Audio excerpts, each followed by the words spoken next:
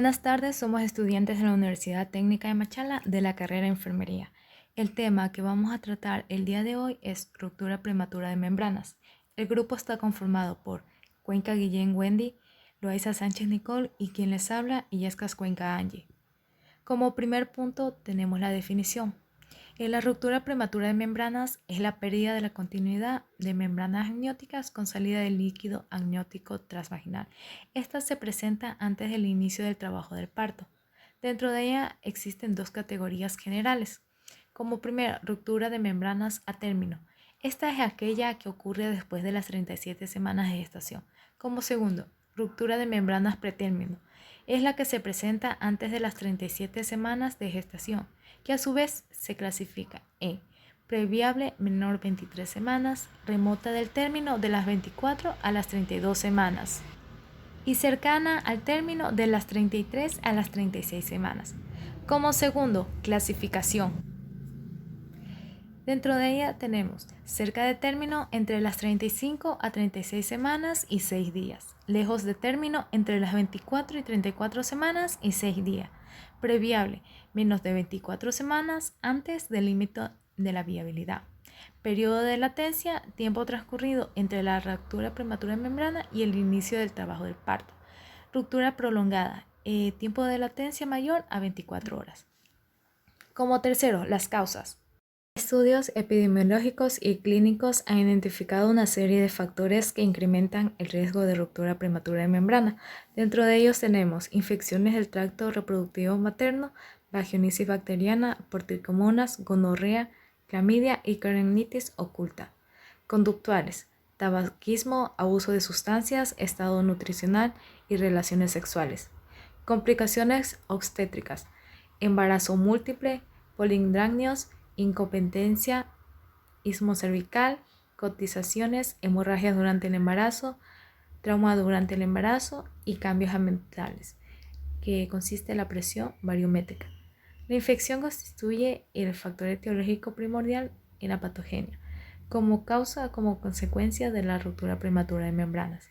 El muestreo directo del líquido amniótico ha demostrado la presencia de microorganismos en un porcentaje significativo de pacientes con ruptura prematura de membrana o trabajo de parto pretérmino.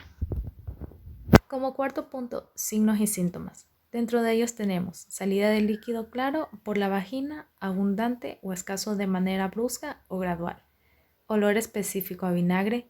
Observar características del líquido meconio, vermis exclusive de laguna. El flujo puede aumentar con maniobras de Valsalva, puede confundirse por parte de la madre con expulsión involuntaria de la orina. Escurrimiento genital anormal. Como quinto, diagnóstico. La ruptura prematura de membrana puede documentarse utilizando varias técnicas.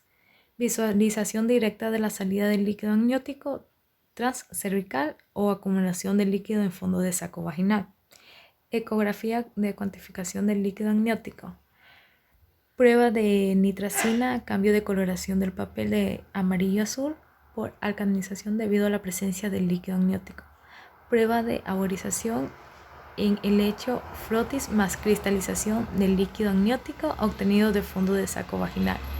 Investigación de la proteína placenta alfa microglobulina. Diagnóstico clínico. El diagnóstico de la ruptura prematura de membranas se realiza combinado la sospecha clínica, la historia clínica de la paciente y algunas pruebas diagnósticas. La espeloscopia, la prueba de nitracina y la cristalografía.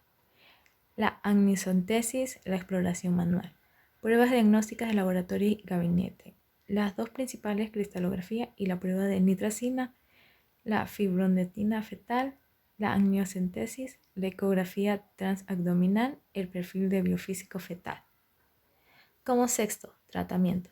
Dentro de ello tenemos el tratamiento de corticoides. Todas las embarazadas entre 24 y 34 semanas y 6 días con riesgo de parto pretérmino dentro de los siguientes 7 días deben ser consideradas para el tratamiento antenatal con un curso único de corticosteroides.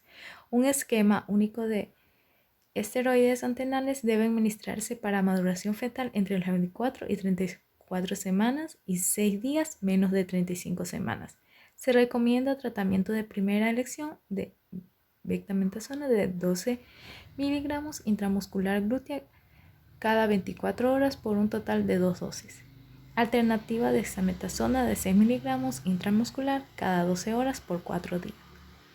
No se recomienda esquemas múltiples de esteroides antenales, ya que existe evidencia que en humanos se reporta mayor incidencia de restricción de crecimiento intrauterino. El efecto óptimo del tratamiento con esteroides se presenta cuando el nacimiento ocurre después de las 24 horas y antes de 7 días de haber iniciado el tratamiento. Antibiótico. El uso de antibióticos en ruptura prematura de membrana pretérmino está asociado con una reducción estadísticamente significativa de criogenitis e infección neonatal en niños cuyas madres reciben tratamiento, para la cual se recomienda el siguiente esquema. La terapia con antibióticos para ruptura prematura de membrana pretérmino lejos de término se debe dar por 7 días. Las primeras 48 horas, ampicilina de 2 gramos intravenosa en dosis inicial, seguido de 1 gramo intravenosa cada 6 horas, más eritromicina de 250 miligramos vía oral cada 6 horas. Luego de continuar los siguientes 5 días con amoxicilina de 500 miligramos vía oral cada 8 horas, más la eritromicina de 250 miligramos vía oral cada 6 horas. Como alternativa o en caso de pacientes alérgicos a la penicilina para profilaxis se recomienda eritromicina de 250 miligramos vía oral cada 6 horas durante 10 días, posteriores al diagnóstico de la ruptura prematura de membranas. Clindamicina de 900 miligramos intravenosa cada 8 horas por 7 días. Dentro de ellas también tenemos los teocolíticos. Esta no se recomienda la tecolisis profiláctica en mujeres con ruptura prematura de membranas pretérmino. No se recomienda el uso rutinario de tocolíticos en pacientes con ruptura prematura de membranas pretérmino, ya que no se ha demostrado aumento de la prolongación de embarazo.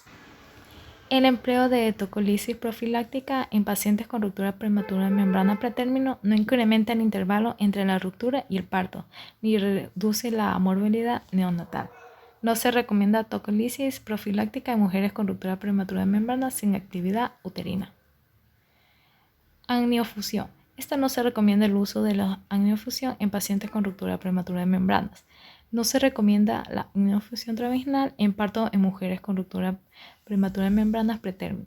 No se recomienda la amniofusión transabdominal con un método de prevención hipoplasia pulmonar en la ruptura prematura de membrana pretérmino. La incidencia de hipoplasia pulmonar relacionada con ruptura prematura de membrana pretérmino con amniofusión transabdominal es similar. Esta no se recomienda la amniofusión durante la labor de parto en mujeres con ruptura prematura de membranas pretérmino. Como séptimo, prevención. Prevención primaria. La infección constituye el factor etiológico primordial en la contingencia como causa o como consecuencia de la ruptura prematura de membrana. El muestreo directo del líquido amniótico ha demostrado la presencia de microorganismos en un porcentaje significativo en pacientes con ruptura prematura de membrana. El riesgo de lo ocurrido para la ruptura prematura de membrana reporta entre 16 a 32%. Los factores de riesgo más significativos para la ruptura prematura de membrana son embarazo previo, complicaciones con ruptura prematura de membrana o parto pretérmino previo. Las mujeres con historia de ruptura prematura de membrana pretérmino tienen 13.5% de riesgo de recurrencia de parto pretérmino por ruptura prematura de membrana pretérmino comprobado con un 4.1% en mujeres sin antecedentes. El riesgo de recurrencia de ruptura prematura de membranas pretérmino es de 13.5 veces mayor cuando en el embarazo anterior de la ruptura prematura de membranas el pretérmino ocurrió antes de las 28 semanas versus 1.8 cuando fue después de las 28 semanas. Cuidados de enfermería. Dentro de ello tenemos que valorar el impacto en la situación vital del paciente, en los papeles y relaciones, valorar la conversión del paciente del proceso de enfermedad, disponer un ambiente de aceptación, ayudar al paciente a desarrollar una valoración objetiva del acontecimiento y proporcionar información objetiva respecto del diagnóstico, tratamiento y pronóstico, proporcionar al paciente lecciones realistas sobre ciertos aspectos de los cuidados de enfermería. Evaluar la capacidad del paciente para tomar decisiones. Tratar de comprender la perspectiva del paciente sobre una situación estresante. confrontar los sentimientos ambivalentes del paciente enfadado o con depresión. Gracias.